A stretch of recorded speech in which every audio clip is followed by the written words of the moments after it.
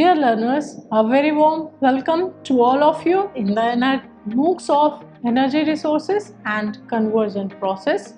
I am Dr. Shweta Tripathi, Assistant Professor in Mechanical Engineering, School of Engineering and Technology, Indira Gandhi National Open University, New Delhi. In this module, we are going to discuss the wind energy or the generation of electricity from wind energy. The learning outcomes of this module is the introduction of wind turbine, the understanding the working of wind turbine, discussion of vertical and horizontal wind turbine, the relative advantages and disadvantages of these wind turbines, wind power plants, work to understand the working of wind power plants and to discuss the advantages and limitations of wind power plants. In our previous module, we have discussed that how wind is generated, how the power from the wind is generated, and what are the terminologies that we used while generating the power through the wind. After realizing the growing importance of wind energy, manufacturers have steadily been increasing the unit size of the wind electric generators since the late 1980s. Another important development has been the offshore, that is in the sea, wind farms in some regions of Europe, which have several advantages over the onshore ones.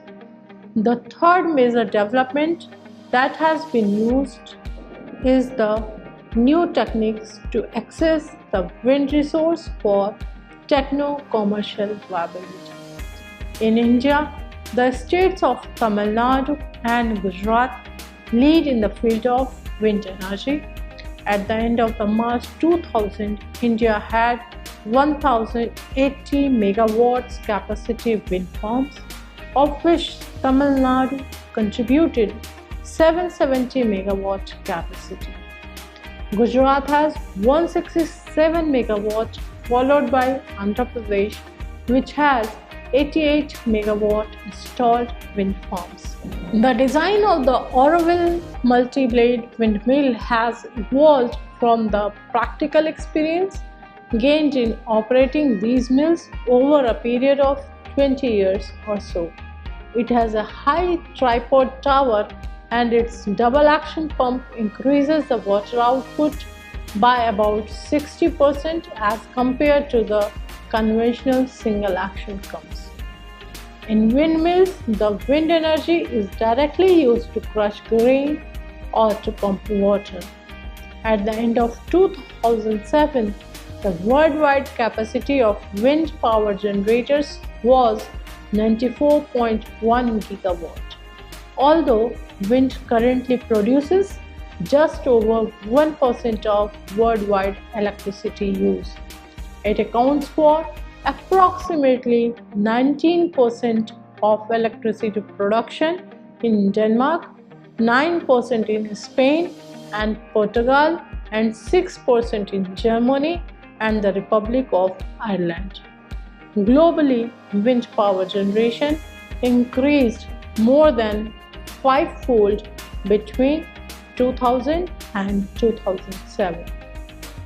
Wind power is produced in large-scale wind farms connected to electrical grids as well as in individual turbines for providing electricity to isolated locations. There are about a dozen wind pumps of various designs providing water for agriculture, afforestation and domestic purposes, all scattered over the country.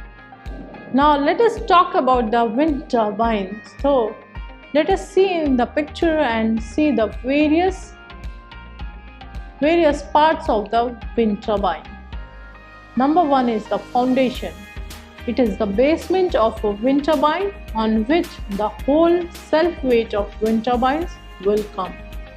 It is normally under the surface and it cannot be seen. Then the number 2 indicates the part which is connected to electric grid. This is the connection from which the generated power is sent to electric grid with the help of electric wires. Then number 3 is the tower. It is supporting structure for nacelle and rotor.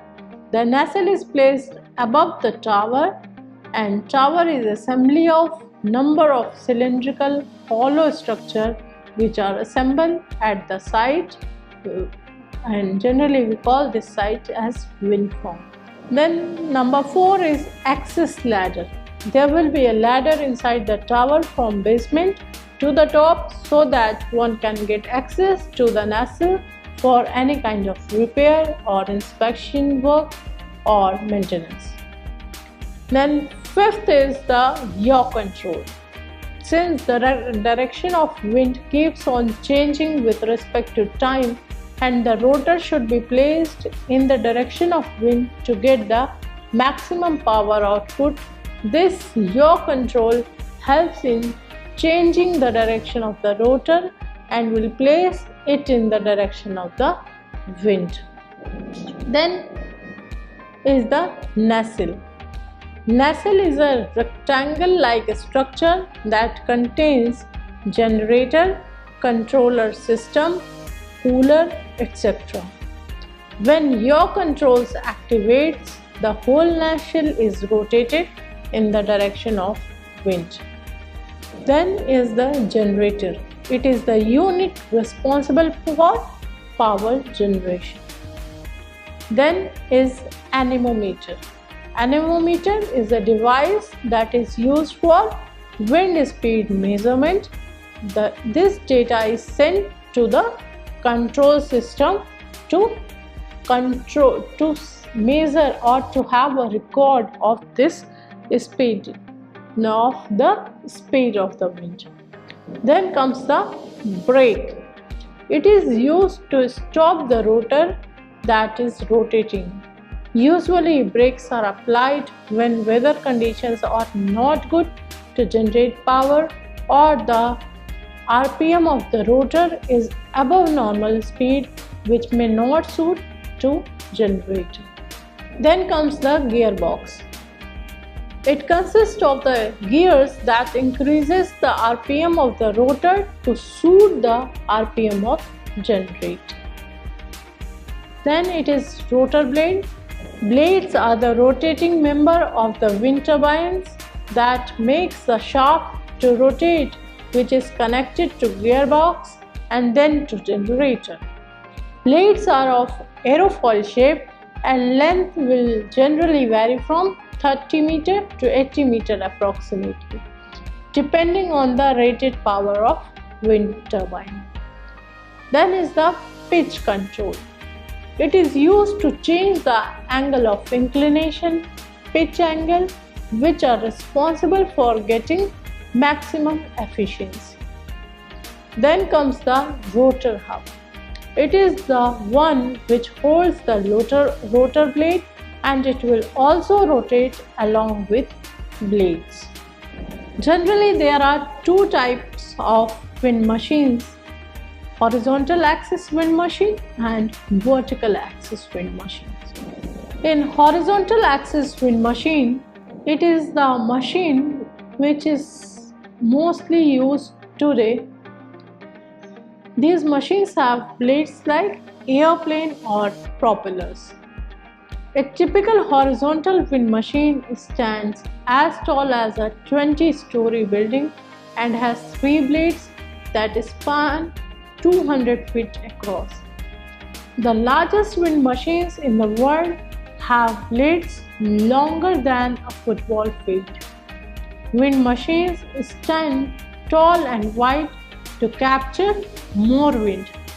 These are the common style that the most of us think of when we think about a wind turbine.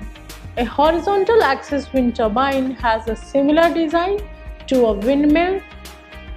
It has blades that looks like a propeller that is pinned on the horizontal axis. Horizontal axis wind turbines have the main rotor shaft and electrical generator at the top of a tower, and they must be pointed into the direction of wind. Small turbines are pointed by a simple wind vane placed square with the rotor blades, while large turbines generally use a wind sensor coupled with a servo motor to turn the turbine into the wind.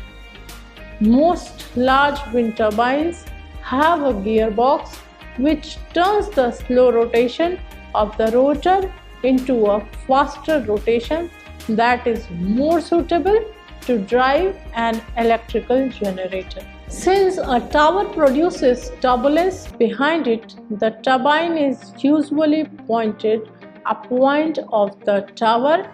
Wind turbine blades are made stiff to prevent the blades from being pushed into tower by high winds. Additionally, the blades are placed a considerable distance in front of the tower and are sometimes tilted up a small amount. Downwind machines have been built despite the problem of turbulence because they don't need an additional mechanism for keeping them in line with the wind. Additionally, in high winds, the blades can be allowed to bend, which reduces their swept area and thus their wind resistance. Since turbulence leads to fatigue failures and reliability is so important, most horizontal axis wind turbines are upwind machines. Now the advantages of horizontal axis wind turbines. The tall tower base allows access to stronger wind in sites with wind shear. In some wind shear sites, every 10 meters up the wind speed can increase by 20% and then the power output by 34%. Its efficiency is also very high because the blades always move perpendicular to the wind, so they receive power through the whole rotation. While when we talk about the vertical axis wind turbines, the most proposed airborne wind turbine designs involve various types of reciprocating actions requiring airfoil surfaces to backtrack against the wind for part of the cycle, and the backtracking against the wind leads to inherently lower efficiency. So for the vertical axis, the efficiency is lower. Then comes the limitations or disadvantages of horizontal axis wind turbines. Massive tower construction is required to support the heavy blades, gearbox and generator. Components of a horizontal axis wind turbine, that is gearbox, rotor shaft and brake assembly, are being lifted into position. Their height makes them obtrusively visible across large areas, disrupting the appearance of the landscape and sometimes creating local opposition. Downwind variants suffer from fatigue and structural failure caused by turbulence when a blade passes through the tower's wind shadow. For this reason, the majority of horizontal axis wind turbines use an upwind design with the rotor facing the wind in front of the tower. These horizontal axis wind turbines require an additional yaw control mechanism to turn the blades toward the wind. These horizontal axis wind turbines generally require a braking or yawing device in high winds to stop the wind turbine from spinning and destroying or damaging itself. If we talk about the cyclic stress and vibration, when the turbine turns to face the wind, the rotating blades act like a gyroscope as it pivots gyroscopic precision tries to twist the turbine into a forward or backward somersault. For each blade on wind generator's turbine, force is at a minimum when the blade is horizontal and at a maximum when the blade is vertical. This cyclic twisting can quickly fatigue and crack the blade roots, hub and the axle of the turbines. Then comes the vertical axis wind machines. These vertical axis wind machines have blades that go from top to bottom, and the most common type is Darrie's wind turbine, which looks like a giant two-bladed egg beaters. The type of vertical wind machine typically stands 100 feet tall and 50 feet wide. The vertical axis wind machines make up only a very small percent of the wind machines used today. The wind amplified rotor platform is a different kind of wind system that is designed to be more efficient and use less land than wind machines in use today. It does not use large blades. Instead, it looks like a stack of wheel rims. Each module has a pair of small, high-capacity turbines mounted to both of its concave wind amplifier module channel surfaces. The concave surfaces channel wind toward the turbines, amplifying wind speeds by 50% or more.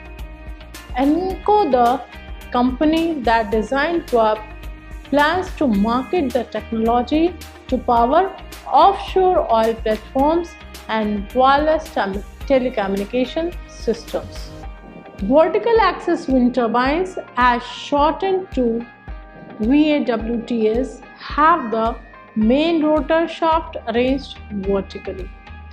The main advantage of this arrangement is that the wind turbine does not need to be pointed into the wind.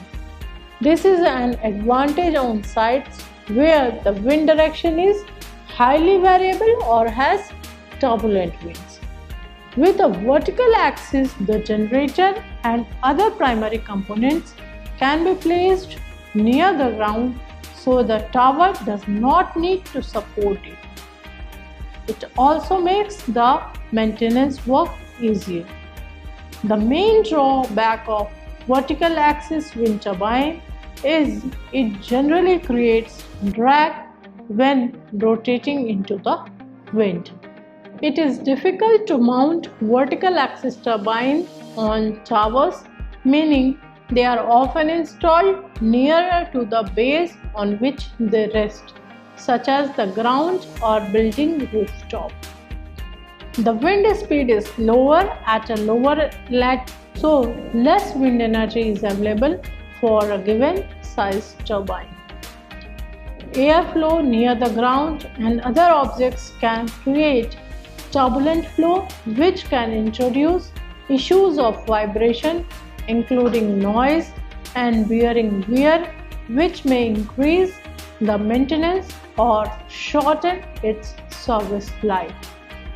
However, when a turbine is mounted on a rooftop, the building generally redirects wind over the roof, thus doubling the wind speed at the turbine.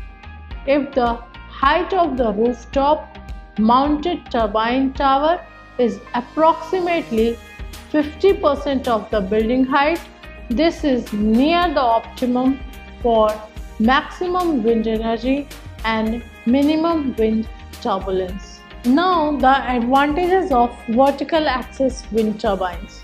They can produce electricity in any wind direction. A strong supporting tower is not needed because generator, gearbox and other components are placed on the ground. The production cost is also low as compared to horizontal axis wind turbines, as there is no need of pointing turbine in wind direction to be efficient, so yaw drive and pitch mechanism is also not needed. The installation is easy as compared to other wind turbines. It is easy to transport from one place to another as it is not that much large. The maintenance cost is also low. They can be installed in urban areas as well, and the risk for human and birds is also low because blade moves at relatively low speeds. They are particularly suitable for areas with extreme weather conditions like in the mountains where they can supply electricity to mountain huts. Then comes the limitations or disadvantages of vertical axis wind turbines. As only one blade of the wind turbine works at a time, efficiency is very low compared to horizontal axis wind turbines. They need an initial push to start. This initial push that to make the blades start spinning on their own must be started by a small motor.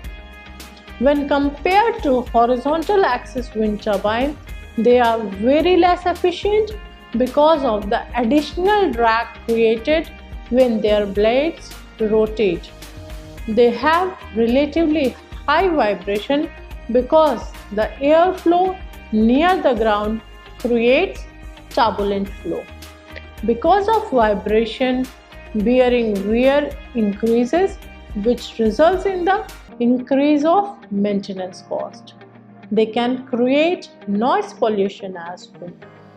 Vertical axis wind turbines may need guy wires to hold it up. Guy wires are impractical and heavy in farm areas. Now comes the wind power plants. Wind power plants or wind farms, as they are sometimes called, are clusters of wind machines used to produce electricity. A wind farm has usually dozens of wind machines scattered over a large area. The world's largest wind farm, the Horse Hollow Wind Energy Center, is in Texas, and it has 421 wind turbines that generate enough electricity to power 220,000 homes per year. Unlike power plants, many wind plants are not owned by public utility companies. Instead, they are owned and operated by business people who sell the electricity produced on the wind farm to electric utility. These private companies are known as independent power producers. Operating a wind power plant is not as simple as just building a windmill in a windy place. Wind plant owners must carefully plan where to locate their machines. One important thing to consider is how fast and how much the wind blows.